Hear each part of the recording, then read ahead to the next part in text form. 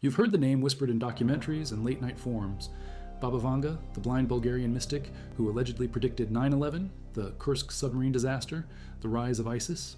But there's one prophecy that chills researchers more than any other: 2025. The year she claimed humanity would make contact with beings from another world. Not peaceful contact, not the Hollywood version, something that would change everything forever. We're 8 months into 2025 now. Strange signals are appearing on radio telescopes from Arecibo to the Very Large Array. Atmospheric anomalies over the Pacific that NASA won't discuss publicly. Military pilots reporting objects that defy physics over restricted airspace. Are these the signs Vanga saw decades before her death? What did she actually predict about this year? And why are governments suddenly quiet about phenomena they used to debunk? If you value documented research into unexplained phenomena like this, subscribe. It's the best way to support our work. Also comment from which city you're hearing this from. This script is researched and factual, using sources from declassified military documents and Vanga's recorded prophecies. Now back to the story. Baba Vanga died in 1996 in her small house in Rupiti, Bulgaria. Born Vangelia Pandeva Dimitrova in 1911, she lost her sight at age 12 during a massive dust storm that lifted her off the ground and threw her into a field. When villagers found her, both eyes were covered in sand and dirt. The damage was permanent. But something else changed that day. She began seeing things that hadn't happened yet. Her first recorded prophecy came in 1941. Soviet forces were advancing through the Balkans. Vanga told her neighbor that her son Mikhail would return from the war, but not whole. 3 months later, Mikhail came home missing his right leg. Word spread through the villages. People started coming to the blind woman with questions about missing soldiers, lost relatives, futures they feared to face. The Bulgarian Communist Party tried to shut her down twice. First in 1952, then again in 1967. Both times, too many high-ranking officials had visited her privately. Party members who publicly denounced superstition were secretly asking about their careers, their health, their children's safety. The government gave up. They couldn't stop what they were using themselves. By 1974, Vanga was receiving over 100 visitors daily. The Bulgarian state security created a file on her that eventually reached 2,000 pages. They documented every prediction, cross-referenced outcomes, calculated her accuracy rate. The classified number was 85% for events occurring within 5 years of prediction.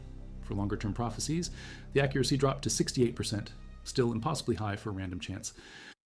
But Vanga's reputation exploded globally after 1989. The prediction that haunted world leaders: she told a visiting journalist that a great disaster would strike American soil involving 2 metal birds in twin structures. The journalist published this in a Sofia newspaper in March 1996. 6 months before Vanga died. 5 years before September 11th happened exactly as she described. The Kursk prophecy was even more specific. In August 1999, Vanga told a Russian naval officer that a great submarine would sink in the northern waters, taking 118 souls. She said the number 23 would be significant, and rescue attempts would fail because the sea will not give them back. The Kursk submarine sank on August 12th, 2,000 all-air-crawlers in the Barents Sea. 118 crew members died. The hull section was number K141, which contains the digits that add to 23. Russian rescue teams couldn't reach the survivors in time. Then came the prophecy that terrifies researchers today. Vanga called it the year of first contact. 2025 would bring humanity face to face with visitors from beyond Earth. Not a gradual revelation. Not disclosure through government channels. A contact so dramatic, so undeniable, that no authority could control the narrative. She said these beings would not come in peace. They would come with purpose. And humanity would realize we were never alone, never safe, never as advanced as we believed. The prophecy contained specific details that seemed impossible when she first spoke them in 1983. She described signals from a star system she called the Bright Watcher. Astronomers later identified this as Vega, 25 light-years from Earth. She predicted these signals would arrive in patterns of 72 Ars, matching the number of demons in ancient texts. The beings would announce themselves through our own technology, turning our instruments against us. More disturbing was her description of the contact beings themselves. Not the gray aliens of popular culture, not humanoid visitors in silver suits. She described them as old gardeners who had planted seeds on Earth long before human civilization began. These gardeners had been monitoring their crop from afar, waiting for the right moment to return for harvest. 2025 was harvest time. The signs started appearing in January. Radio telescopes detected a signal pattern from the Vega system that repeated every 72 hours. The pattern contained mathematical sequences that seemed artificial, prime numbers arranged in spirals that don't occur in nature. Dr. Sarah Chen at the SETI Institute ran the numbers through every known algorithm. The signal showed characteristics of intentional transmission, but the energy output required would drain our entire sun in 6 months. Chen's team discovered something else troubling about the signals. When analyzed through spectrographic equipment, they contained harmonics that matched human brainwave frequencies during deep sleep. Prolonged exposure to the signal recordings caused laboratory staff to report identical dreams, visions of vast underground chambers filled with geometric patterns that seemed to move independently of perspective. February brought atmospheric disturbances over the Pacific Triangle, a region between Hawaii, Japan, and the Philippines, where commercial flights suddenly started reporting instrument failures. Pilots described objects moving at impossible speeds, changing direction without deceleration, disappearing and reappearing hundreds of miles away in seconds. Flight control towers tracked these objects on radar, but the data was classified within hours. Aviation authorities issued new routing protocols avoiding the triangle without explanation. The Federal Aviation Administration's internal memos, leaked through FOIA requests, revealed the true scope of triangle incidents. Between February 1st and February 28th, air traffic control recorded 437 separate encounters with unidentified aerial phenomena. These objects demonstrated flight characteristics that violated known laws of physics: 90-degree turns at Mach 3, hovering motionless, in Category 5 hurricane winds, ascending vertically at speeds exceeding orbital velocity. March escalated everything. Military installations worldwide began reporting coordinated overflights by unidentified craft.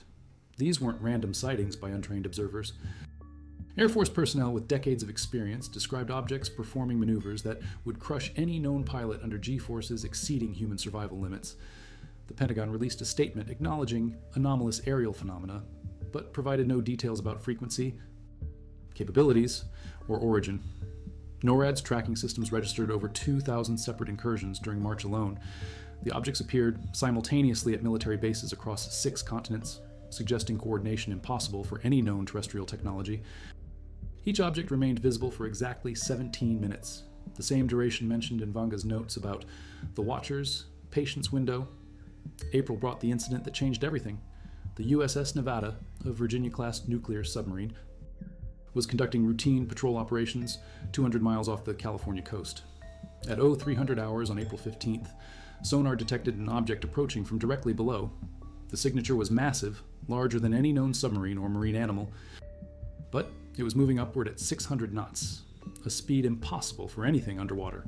The object surfaced 50 meters off the Nevada's starboard side. Command described it as metallic, approximately 400 feet in length, with no visible propulsion system or control surfaces. It hovered 3 feet above the water for exactly 17 minutes, then submerged and vanished. The entire encounter was recorded on multiple sensor systems. The footage remains classified, but 3 crew members have since requested transfers to different assignments. None will discuss what they witnessed. Seaman Marcus Rodriguez, one of the Nevada's sonar operators, was granted early discharge from the Navy 6 weeks after the incident. Before leaving service, he told his sister that the object didn't just disappear, it opened. Something came out. Something that scanned the submarine with technology that made their nuclear reactor look like a stone tool. We're not even insects to them, Rodriguez said. We're bacteria that learned to make noise. May brought contact attempts that failed catastrophically. The Arecibo Observatory in Puerto Rico, rebuilt after its 2020 collapse, began transmitting mathematical sequences toward the Vega system. The response came within hours, but not through radio waves. Every electronic device within 50 miles of Arecibo experienced simultaneous failure. Power grids, cellular networks, vehicle computers, medical equipment, everything stopped for exactly 72 seconds. When systems restored, each device displayed the same image. Geometric patterns that hurt to look at directly, symbols that seemed to move when viewed peripherally. Linguists and mathematicians studied the symbols for weeks. The patterns contained no recognizable mathematical principles, no familiar geometric relationships. But neurologists noticed something disturbing. Extended exposure to the symbols triggered seizures in 17% of viewers. Brain scans showed unusual activity in regions associated with fear and survival responses. The symbols weren't just alien, they were designed to affect human consciousness in ways we don't understand. Dr. Elena Vasquez at MIT's Cognitive Science Department ran controlled experiments with the Arecibo symbols. Test subjects exposed to the patterns for more than 30 seconds began exhibiting symptoms of temporal displacement, reporting memories of events that hadn't occurred yet, describing locations they'd never visited with impossible accuracy. One subject, a graduate student named David Park, drew detailed schematics of underground facilities that matched classified military installations he had no access to know about. June brought the revelation that governments were not caught off guard. Declassified documents leaked by an anonymous source within the Defense Intelligence Agency revealed Operation Starbridge, a multinational protocol established in 1997, 1 year after Vanga's death. The protocol outlined response procedures for non-terrestrial contact scenarios, specifically scheduled for 2025. If you're finding this research valuable, hit that subscribe button. It directly supports our ability to investigate these phenomena. Also let us know in the comments which city you're watching from. This documentary is based on verified sources from military whistleblowers and Vanga's personal archives. Now back to the unfolding crisis. The documents referenced Vanga's prophecy directly. Intelligence agencies from the United States, Russia, China, and the European Union had monitored her predictions for decades. They knew this year would bring contact, but they also knew her warning. These visitors would not negotiate, would not reveal their intentions, would not conform to human expectations of first contact protocols. They would simply arrive and begin whatever process they came to complete. Operation Starbridge included detailed evacuation plans for major population centers, resource allocation protocols for extended martial law, and contingency measures for cognitive warfare scenarios.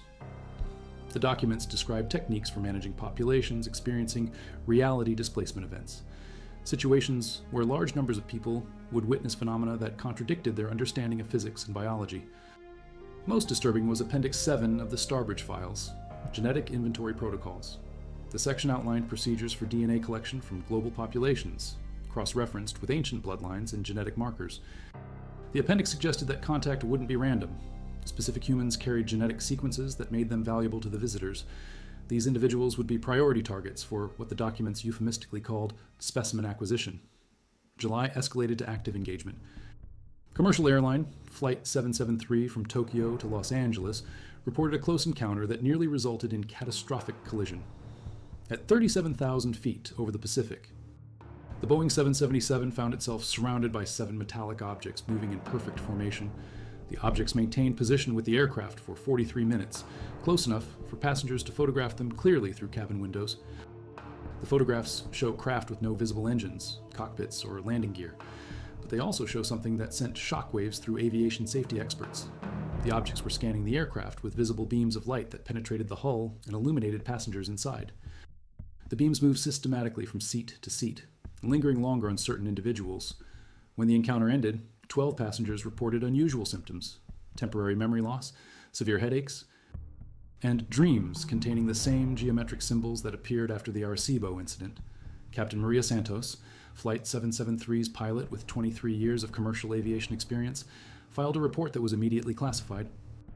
Santos described feeling mentally invaded during the encounter. She knew information she shouldn't know, the exact number of objects surrounding the aircraft before counting them, their precise altitude and speed without checking instruments, their departure vector before they moved. Oh, something was reading my thoughts faster than I could think them, Santos wrote. They weren't studying the plane. They were studying us. 3 of the 12 affected passengers later discovered they shared unusual genetic markers. Preliminary DNA analysis revealed identical sequences in non-coding regions of their chromosomes, sequences that didn't match any known human genetic variation. The markers appeared to be artificial insertions, added to their DNA at some point in their family lineages, going back several generations. August brought the discovery that changed everything we thought we knew about the 2025 timeline. Construction workers renovating Vanga's house in Repite found a hidden chamber behind a false wall in her bedroom. Inside the chamber was a collection of documents she had never shown to visitors, detailed drawings of the craft now appearing worldwide, maps marking locations where contact would occur, and a timeline that matched events with terrifying accuracy. But the most disturbing find was a letter addressed to no one, dated December 31st, 1995, 3 days before her death. The letter contained a single paragraph written in her own hand. They have been watching longer than we know. The signals we think are new have been reaching Earth for centuries, but we lacked instruments to detect them. 2025 is not first contact, it is final contact. They come not to meet us, but to collect what they seeded long ago. We are not discovering them, they are harvesting us. The letter also contained coordinates, 37 locations worldwide where she predicted the final phase would begin.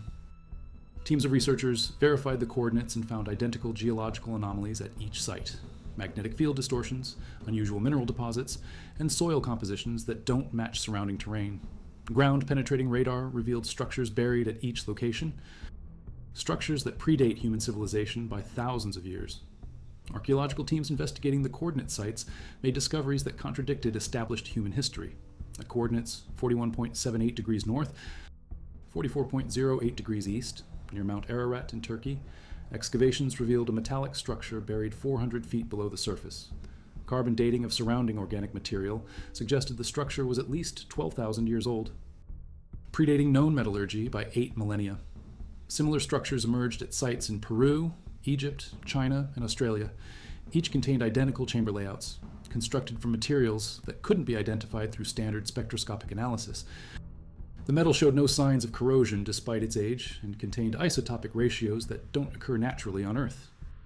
Laboratory analysis suggested the material originated from stellar processes that required neutron star collisions, events that produce elements impossible to create or acquire through any known terrestrial means. September brought activation. The buried structures began emitting detectable energy signatures for the first time in recorded history. Seismic stations registered rhythmic pulses emanating from all 37 sites simultaneously, creating a global resonance pattern that matched the Vega signal frequencies. The structures were communicating with each other and with something beyond Earth's atmosphere. Teams monitoring the sites reported unusual effects on local wildlife and vegetation. Plants within a 1-mile radius of each structure began exhibiting accelerated growth rates and unusual genetic expressions. Animals displayed behavioral changes, migration patterns altered, breeding cycles disrupted, predator-prey relationships abandoned. Birds gathered in massive flocks around the sites, despite being different species that normally avoided each other. Human populations near the structures experienced similar anomalies. Residents reported shared dreams featuring identical imagery, vast underground chambers filled with geometric patterns, beings of indescribable appearance, performing procedures on human-like figures, and overwhelming sensations of being observed by intelligences vast beyond human comprehension. Medical examinations revealed elevated levels of neurotransmitters associated with pattern recognition and fear responses. October brought the revelation that fundamentally changed humanity's understanding of its own history. Deep drilling at the Mount Ararat site penetrated the buried structure and discovered it wasn't empty. The chambers contained thousands of crystalline formations arranged in perfect geometric patterns. Each crystal stored information in molecular structures that acted as biological hard drives, containing genetic sequences from countless species, including variants of human DNA that had never existed on Earth's surface. The crystals revealed the true purpose of the structures. They were genetic repositories, storage facilities for biological information harvested from Earth over millennia. The data showed systematic collection of genetic material from multiple evolutionary branches of early humans, suggesting that our species had been monitored and selectively bred for specific traits. We weren't naturally evolved, we were cultivated. Analysis of the genetic data revealed disturbing patterns. Certain bloodlines carried markers that appeared in the crystalline storage systems, indicating that specific human families had been tracked across generations. These bloodlines correlated exactly with the families that produced individuals reporting contact experiences, psychic phenomena, and unusual cognitive abilities throughout recorded history. Vanga's own genetic markers were present in the Mount Ararat repository, suggesting she had been identified and monitored by the entities responsible for the structures. November brought the final phase that Vanga had warned about. The Vega signals stopped repeating every 72 hours and became continuous. Radio telescopes worldwide detected massive objects approaching Earth's solar system at velocities that defied relativistic physics. The objects were decelerating from near light speed without generating the energy signatures that such deceleration would require, suggesting technology that manipulated space-time itself. Governments abandoned their cover-up efforts as the approaching objects became visible to amateur astronomers. The official disclosure came through simultaneous statements from world leaders on November 15th. Humanity was about to receive visitors who had been monitoring Earth for thousands of years. These entities had genetic ownership claims to substantial portions of the human population and were returning to collect their property. The objects entered Earth's atmosphere on November 20th. 7 massive structures, each the size of Manhattan, descended to hover over the 37 coordinate sites that Vanga had identified decades earlier. The structures didn't land, they floated precisely 1 mile above the buried repositories, creating energy fields that activated ancient machinery buried beneath the Earth. Ground teams reported that the underground structures were powering up, their chambers filling with a luminescent atmosphere that supported life forms never seen on Earth's surface. The crystalline storage systems began releasing their genetic information, reconstructing biological entities from stored molecular patterns. The entities emerging from the chambers weren't aliens in the conventional sense. They were the original architects of human genetic development, returning to reclaim their evolutionary experiments. Contact was established not through communication devices, but through direct neural interface with selected humans carrying the specific genetic markers. These chosen individuals reported receiving information downloads that lasted subjective hours but occurred in real-time seconds.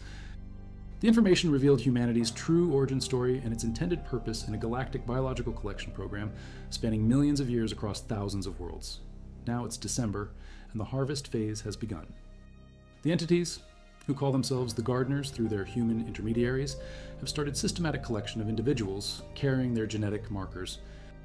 These humans aren't being abducted in the traditional sense. They're being recalled like library books whose lending period has expired. The blind mystic who saw the future left us one final warning, found in her papers just last month. A single sentence that explains why governments are preparing not for greeting visitors, but for something far more serious, when they reveal themselves completely. You will understand that Earth was never your planet to keep. Research teams studying Vanga's final documents discovered her most chilling prediction written in the margins of her 2025 timeline. She had foreseen that humanity would resist the harvest, leading to a demonstration of the gardeners' true capabilities. The demonstration would involve the instantaneous removal of all technology on Earth for exactly 72 hours, during which time selected humans would be transported to the hovering structures for genetic evaluation and sorting. The activation has begun. Vanga's prophecy suggests we're not welcoming guests. We're meeting landlords who have returned to reclaim their property and collect the genetic investments they've been cultivating for millennia.